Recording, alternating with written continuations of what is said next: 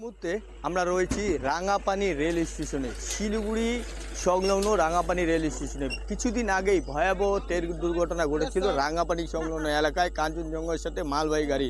তার কিছুদিন পরেই কিন্তু একটি মালবাহী গাড়ি কিন্তু লাইনচ্যুত হয়।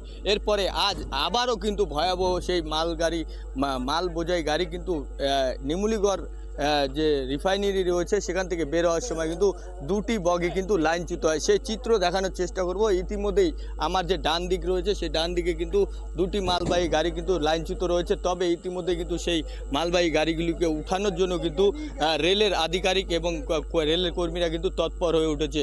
গাড়িটা লোড গাড়ি বেরোর সময় ওই চাকাই হয়ে আগে যেখানে যে জায়গাটা হয়েছিল ওই জায়গাটাই হয়েছে। কি হয়েছে চাকা লাইন থেকে চাকা নেমে গেছে, ওটাই দেখা যাচ্ছে। আচ্ছা, এটা কি লোড গাড়ি? কখন হয়েছিল এটা? এটা ওই 9:30 10টার দিকে হয়েছিল। এর আগেও তো এখানে দুর্ঘটনা এখানে এখানে এই জায়গাটাই হয়েছিল। তা কার গাফিলতি মনে করছেন? গাফিলাতিটা আমরা কি করে বলবো, ওটা প্রশাসনের ব্যাপার। আমরা দর্শক, আমরা দেখতেছি। আপনারা যখন জানতে পারলেন কি করলেন? আমরা আসলাম দেখতে, আমরা তো পাশেরই লোক, হ্যাঁ। এই এলাকারই লোক। আমরা শুনতে পেয়ে আসলাম দেখতে। দেখছি যে 3-4টা চাকা আর কি লাইন থেকে নেমে গেছে। বারবার এই রেল দুর্ঘটনা তা কিন্তু একটি প্রশ্নের দানা বেঁধেছে।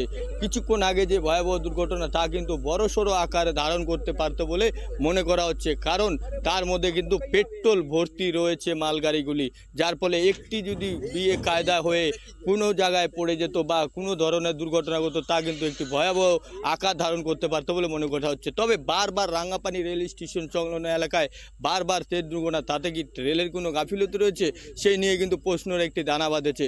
শিলিগুড়ি থেকে ঋষি চ্যাটার্জি, ট্রাইব টিভি বাংলা।